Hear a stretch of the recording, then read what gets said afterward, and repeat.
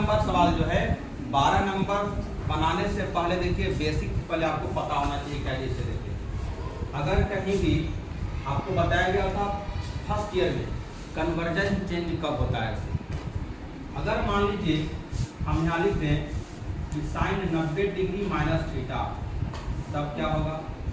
फिर लिख दें कॉस 90 डिग्री माइनस थीटा, तब क्या होगा। फिर tan 90 डिग्री माइनस थीटा, तब क्या होगा।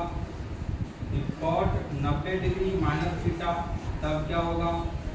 और cosec 90 डिग्री माइनस थीटा, तब क्या होगा।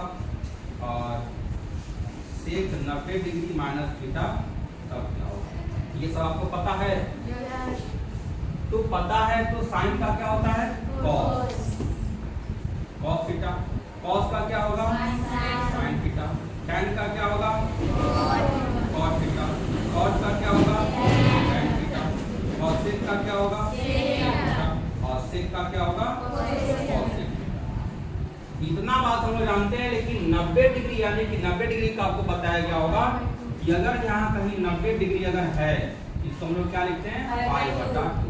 आपको यह भी बताया गया है कि अगर पाई बाई 2 के साथ ऑड नंबर से मल्टीप्लाई हो, क्या से ऑड नंबर से अगर मल्टीपल हो, जैसे मान लीजिए 1 3 5 7, अगर ये पाई बाई 2 के साथ ऑड नंबर का मल्टीपल होता है तो कन्वर्जन चेंज होगा।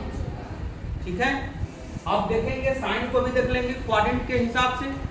लेकिन अगर पाई बाई 2 के साथ अगर इवन नंबर मल्टीप्लाई हो, अगर यहाँ पाई बाई 2 अगर है और इवन नंबर से मल्टीपल हो, जैसे 2 4 6 8 ऐसे हो, तो कन्वर्जन जो होता है वो नो चेंज होता है। यानी कि ट्रिग्नोमेट्रिक फंक्शन बदलेगा नहीं, जैसे है वैसा ही यहाँ रहेगा, लेकिन साइन बदलेगा कब, क्वाड्रेंट पर डिपेंड करेगा कि किस क्वाड्रेंट में वो आएगा। समझना क्या बात।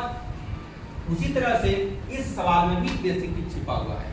आप देख रहे होंगे ये चीज, इसका फॉर्मूला जो आप पुट कर रहे होंगे तो cos में आ रहा होगा। अब आप देख रहे होंगे कि बाहर में साइन है अंदर में cos है, यही मुश्किल आप लोग कर रहा है। तो कोई दिक्कत नहीं है, अभी देखिए सब सोल्यूशन हो जाएगा।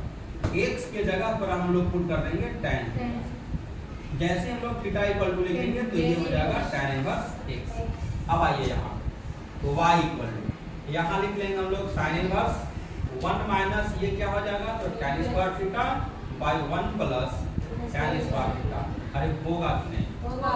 तो इसका हम लोग वैल्यू जानते हैं, क्या चीज जानते हैं तो cos